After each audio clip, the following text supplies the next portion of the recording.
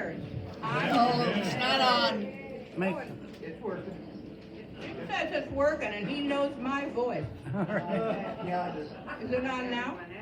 better. Okay. I'm Mary Ellen Bader and I'm a co-president of the Solanaires. I have been cued by about 15 people in the audience to ask you please to quiet your cell phones. So if you've got your cell phones, please turn it to vibrate and get excited. Welcome to June Solanaires. I want you to know that we will not meet again until September. I'm going to not dispense. Yes, I am going to dispense with the minutes, which are copiously taken each month by Marie Bishop, and the treasurer's report. And of course, she guards the coffers of our monies with great zeal. But we decided today, since our program was so unusually long, that we would go ahead and not do that today. She's been working hard, untold hours, to practice for her role in a skit later, so she's worn out. There are many things that we do in June to celebrate June. We celebrate Father's Day. We celebrate, I think it's on June the 19th. We also have wedding anniversaries, which we celebrate. And June is the month of love. Comes from the word Juno, which was the Roman goddess of love.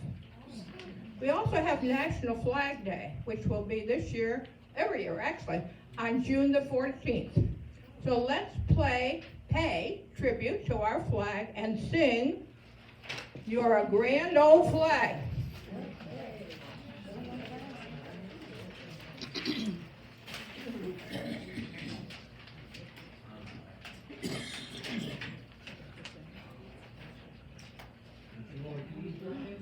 Acapella.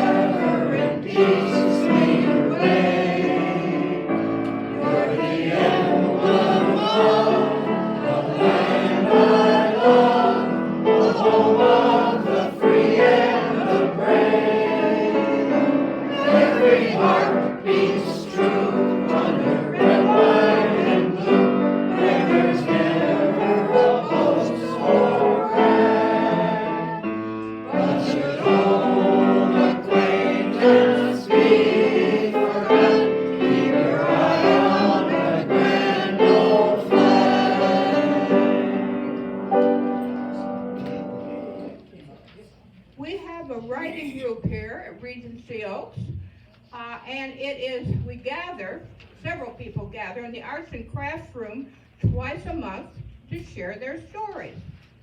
Andrea Hegner guides the group, and she suggests topics for people to write about.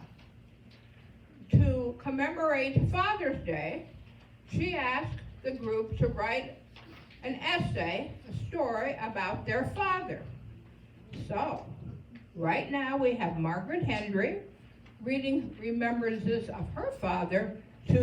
First they read it in the group, and then I think it was actually published in the Oaks, right? Yeah, okay. So anyway, Margaret is here to tell us what my father taught me. Give her the mic.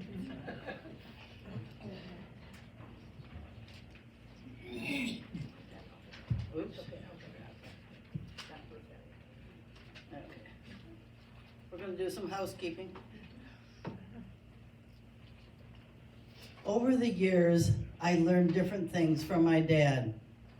At age 6, I said to my dad, "Dad, me and Betty are going to play in the backyard." "Margaret, use proper English. It is polite to let people go before you. Therefore, you say, Betty and I are going to play in the backyard." I went out and played, came back in. "Now I'm tired. I'm going to go lay on my bed and read."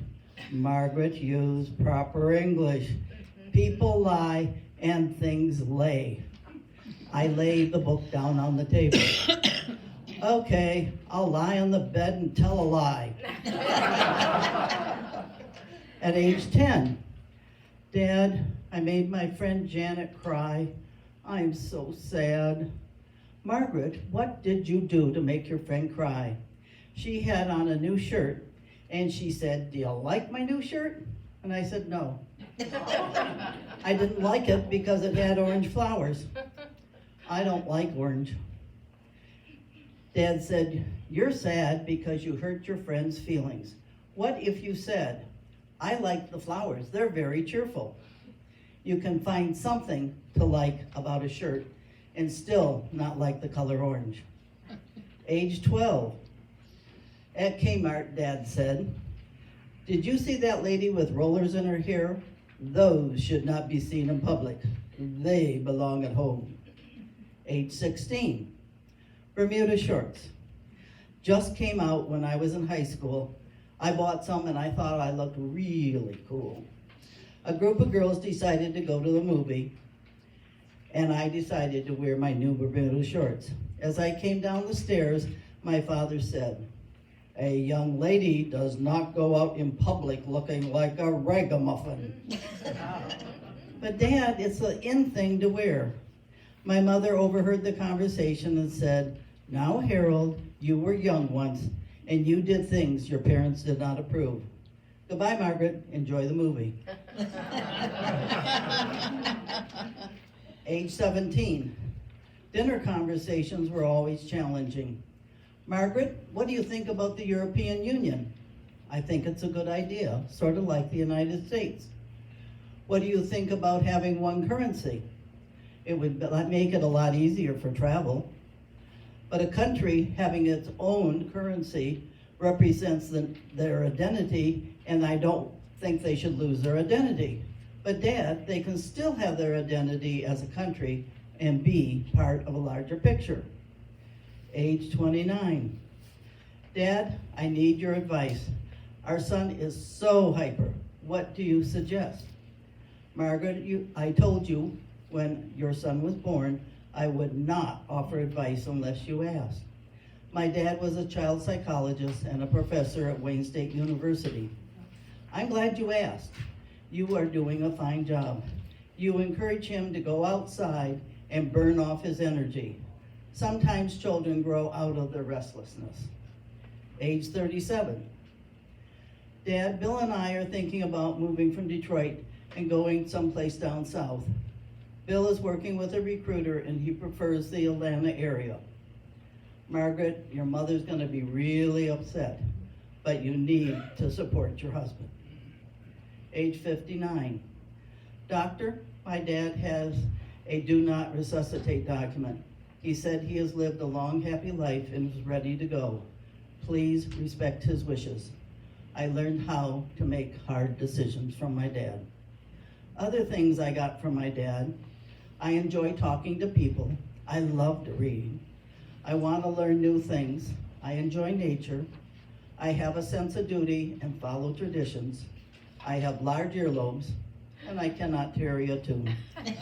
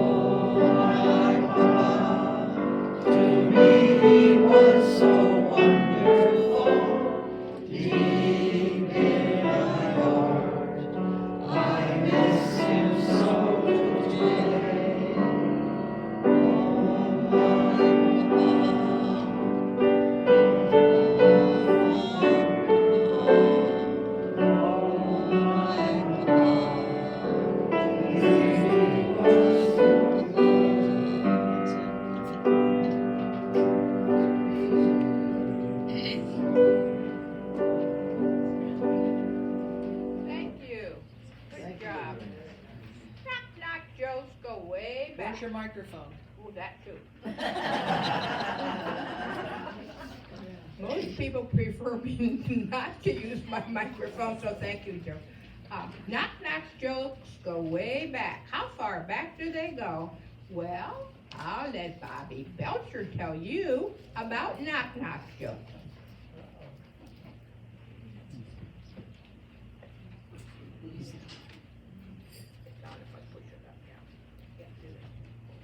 Okay.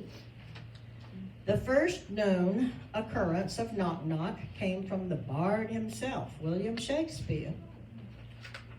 I'm dropping everybody's stuff up here.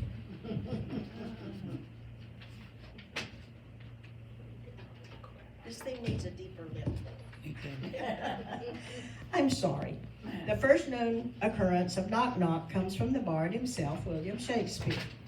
In Act 2, Scene 3 of Macbeth, the clownish porter tends the gate to Macbeth's castle.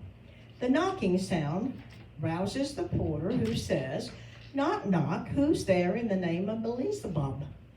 Knock, knock, who's there in the name of the devil?" Other devil's name. Obviously, the bard's knock-knock scene was not meant to be funny, but it had the start of the knock-knock jokes. The next rendition appears around 1900. Later in the 1920s, the swing orchestra would incorporate knock-knock jokes into their routines. They hit their pinnacle in about 1936 in the election when Colonel Frank Knox was a running mate for presidential candidate Alf Landon.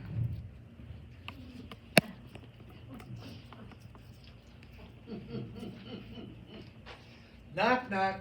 Who's there? Luke. Luke who? Look through the peephole in your door and you can see who I am. Knock, knock. Who's there? Stan. Stan who? Well, stand closer to that peephole and you can see me better. Knock, knock. Who's there? Olive. Olive? Olive who? Olive dropping in to surprise you. Okay. Knock, knock. Who's there? Orange juice. Orange juice.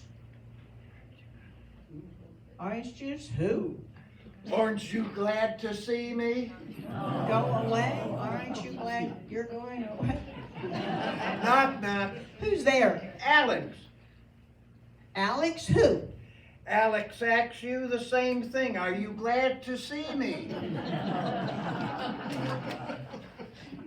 Knock, knock. Who's there? Ken, Ken who?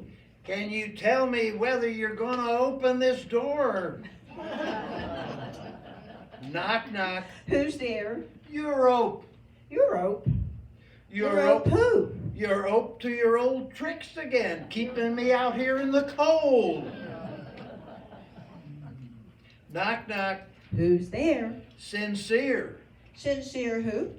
Since you're not going to let me in, I'm leaving.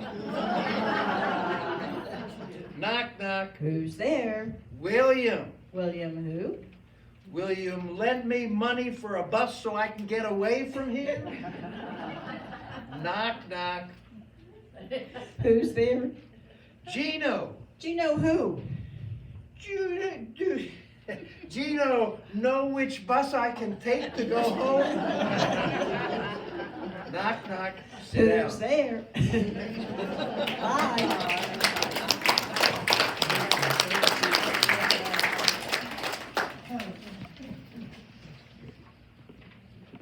Game shows. Game shows have been popular on TV from the beginning of TV. We are fortunate to have a popular game show called Fishing for Facts, broadcasting from Regency Oaks this week. Let's look in on their filming.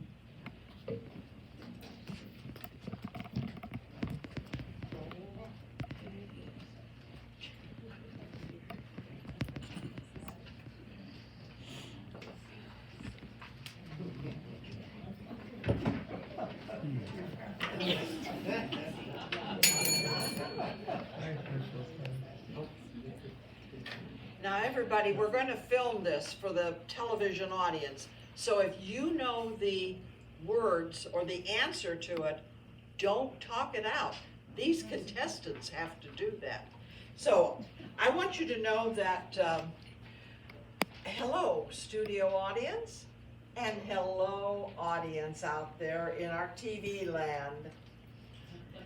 We are doing Fishing for Facts. It's the hottest game show that will ever flood over your television screen. And greetings, contestants. Greetings. Greetings, Gloria. I'm Gloria Garrett, your host. I'd like to welcome Mr. Austin Houston back with us. He's our reigning champion, and so far he has won a grand total of $4,200. Oh, wow.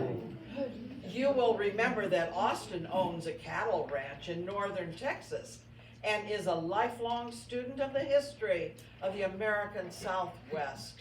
Hey, Austin partner, are you ready to take on your two new challengers? Well, you bet your boots I'm ready, Gloria. Round them up. Bring them on. That's the good old cowboy spirit. Now let's hear from the big Fishing for Facts welcome for Miss Jane Wise. Jane, tell us about yourself. Well, it's my pleasure, Gloria. My parents were missionaries, and I was born in the Cantonese section of China. But an insurrection forced us to leave, and so we had to return to the States, and I was raised in Chicago. I graduated from the University of Chicago with a master's degree in fine arts. And I'm married to an accountant. And I'm a librarian. Oh. And my hobbies are collecting Ming Dynasty porcelain and playing pan flute. Oh, that is terrific, Jane, just terrific. And now our next contestant is Miss Trixie Dixon. Trixie, how about helping us by telling us about yourself? I'll try. Oh man, where do I start? Oh yes, I was born and raised about 30 miles outside good old Philly. Philadelphia, for those who don't know what Philly mean. I have to say that I'm still technically married, but my husband, the dirty rat, cut out of me 25 years ago and left me with my sick mama to care for. So, I did what any self-respecting girl would do. I got a job and supported us as an exotic dancer. Whoa. And I was darn good at it, too. Oh, was? Does that mean you're no longer a dancer, Trixie? Oh, I retired from dancing when I got varicose veins in my legs. Now I own and operate the candy and popcorn stand at Herb's Bowling Alley. In my spare time, I take care of Mama and my little black mutt Gus. And I sew sequins on blouses for me and Mama and all my girlfriends. Oh, wonderful, Dixie, just wonderful. I might add, that's a lovely glittering blouse that you're wearing. So, contestants, you know the rules for Fishing for Facts. The one with the right answer gets to fish. You drop your hook into the well of wisdom, and then I will read the question printed on your fish that you catch. And you get $100 for every right answer. Oh, goody, goody! I have to sell 100 bags of popcorn to make that much money. Oh, try to contain yourself, please, Trixie. Now, contestants, remember, there is a shark in that water. Whoever pulls him out gets to claim any other contestant's winnings. So good luck. Now, our champion goes first. Are you ready, Austin? Yes, sir. Just give me that pole, dear Gloria. It may not be a 6-shooter, but I'm raring to go. All right, now let's watch our champion drop his hook into the well What an exciting moment. And he has caught a fish already. Okay. I got it. And now, the question on the back of Austin's fish is, what is the capital of the state of Washington? Trixie ran in first. Trixie, do you have an answer? Is it Washington, D.C.? Sorry, Trixie, that's wrong. Now, Jane, you rang in too. Certainly I rang. Anybody knows that the capital of the state of Washington is Olympia. Oh, sure. Like these questions are easy or something. Okay, Jane, now you're on board with $100.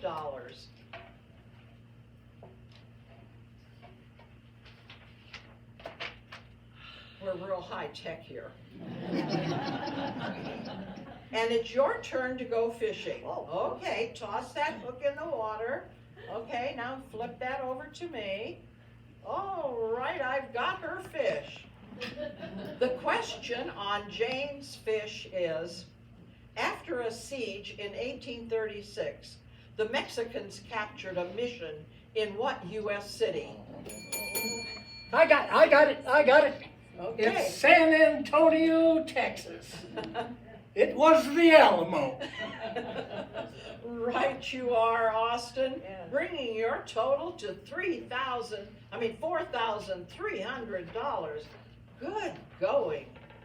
Now, Austin, it's your turn to go fish again. And let's see, okay, just get that over here to me. All right, I caught his fish. What English poet wrote in 1667 about Satan's rebellion against God? Oh, these questions are so easy. It was John Milton, and the work was Paradise Lost. Right, you are, Oh. literary lady, for $100. Oh, smart Alex. Thinks she's so smart just because she knew 2 answers. Now that's $200 for Jane, and she gets to go fishing again. Oh, okay. She is catching one, and she's throwing the fish over to me. Okay, I got her fish. And the question on the back of her fish is, name the highly developed civilization that existed in Central America when the New World was explored by Europeans. Trixie? I guess I'll take a stab in the dark. May I? Oh my gosh, did you say may I? Trixie, I guess so. unbelievable, Trixie, the Mayan civilization is right. That puts you on the board for $100. Oh, yippee! May I fish now? You certainly may. Trixie is now fishing, and she's going to throw her fish over to me. Whoop, I caught it. And the question on the back of her fish is, what branch of the government is responsible for preventing counterfeiting of U.S. currency, as well as protecting the president? Trixie? Is it the Marines? Oh, I'm afraid not, Trixie. Now, Jane, you also rang in. Of course With a I close second. did. Anybody with half a brain knows it's the Secret Service. Oh, right, it is, Miss Library Girl. Now, that's $300 for you, and it's your turn to go fishing.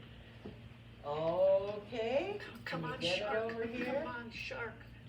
Oh, got it. All right, and the question is, what express mail route was extremely hazardous to the carriers and lasted roughly only a year and a half? Hey, that's my kind of question. It was the Pony Express. Oh my gosh, you are right again, Austin, for a total of $4,400. Now try to remember to let me finish the question, contestants. Austin is going to go fishing again. Oh, now we gotta wait for him to Oh, bait you gotta it? make your Oh, okay, alright. Oh, it's a biggie, oh, it's a biggie, I've got it. Okay, he dropped his hook in there and pulled out this great big one. What material exists in all living cells and is enclosed by plasma membrane? The material is protoplasm. Good work, brainy lady. You're on a roll. You've got $400. Oh, And this, no, only 400. cheating. She knows all the answers. Okay, now you gotta go fish. All right, and she Come on, shark. is Come gonna on, shark. send this over to me. Oh, there it goes. I caught her fish. Oh, All right, this is the this 46th state of the Union is bounded by the Red River on the south, the Ozark Mountains on the southeast. I got it. Oklahoma. I love these Southwest questions. Now just wait and give me a chance to get the question out, will you please?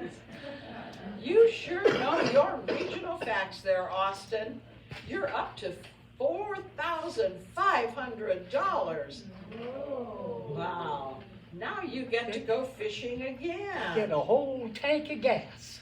Okay, bait your hook and let's get going. Ooh. Oi, I got it. All right. The earliest library known to man was a collection of clay tablets found where? I could answer these questions in my sleep. The library of clay tablets was found in Babylonia in the 21st century BC. This ain't fair. The questions don't ask anything I know. Well, there aren't too many questions they can ask about popcorn. Now, patience, Trixie. Just be patient Okay. and keep trying, though. Okay. Okay, Jane. You're up to $500. Flip your thing. $500.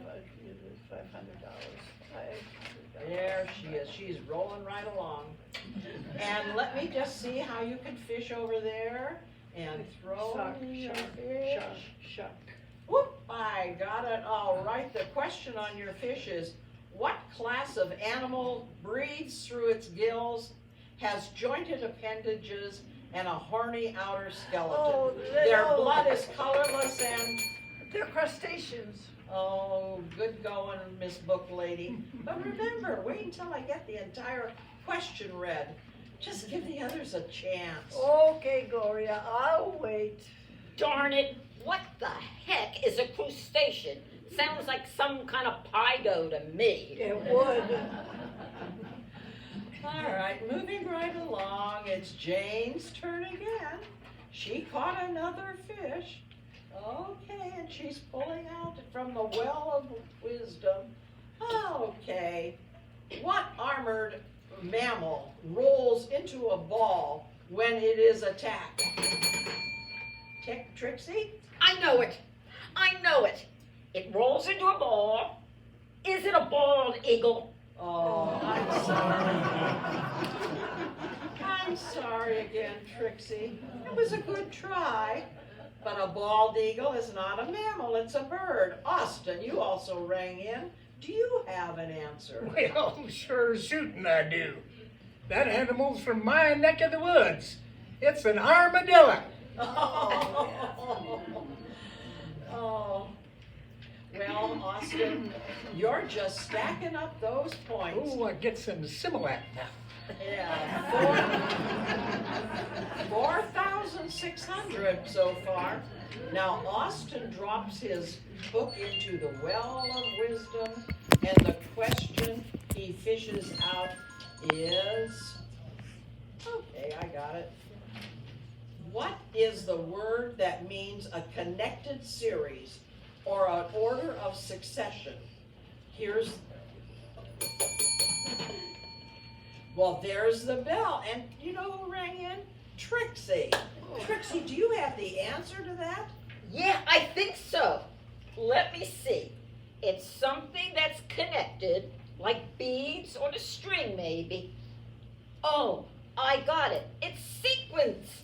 Did you say sequence? I get so.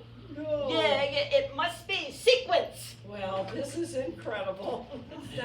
I don't believe it. Trixie Dixon does not give up easily. She just answered that question for another $100. Okay, Trixie, it's your turn to fish. Trixie drops her hook into the well of wisdom and stirs up the fish, and she's turning her hook, and oh my God, unbelievable! She caught a shark. Oh. Trixie, she caught the shark. Catching the shark means that Trixie can take away Austin's $4,600. Only twice in the history of fishing for facts has a contestant who was bringing up the rear been able to claim such a huge pot from a champion. Trixie, what do you say about this turn of events? My mama's going to be so proud. And Austin, do you have something you'd like to say to Trixie? Oh, heck, I'll take it like a man. Congratulations, Trixie. Thank you, Austin. It's been fun playing with you. And I'm glad I got my cattle and oil money to fall back on. Jane? I'd like to say something at the risk of sounding like a poor sport.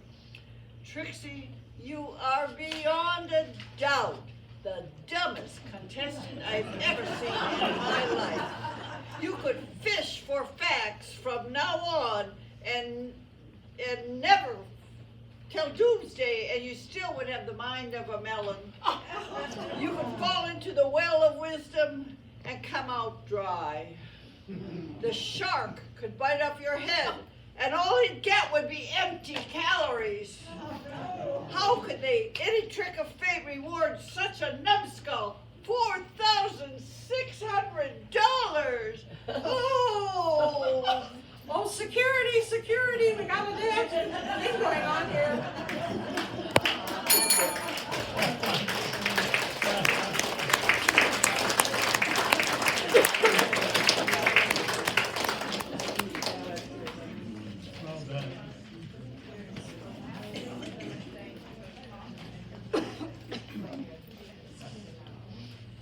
Nice job, guys. Sorry, Heather.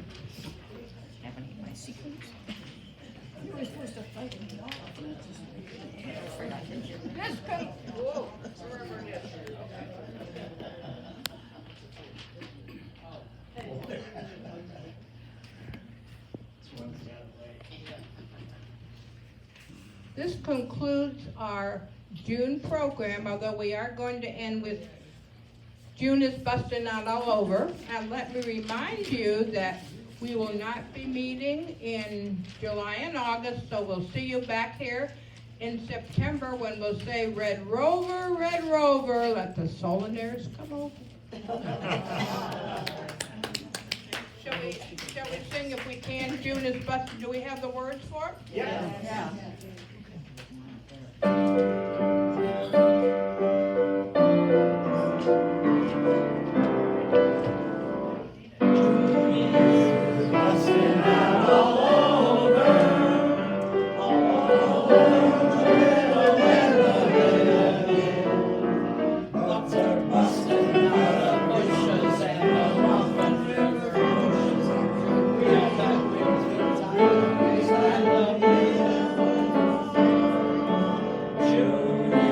Busting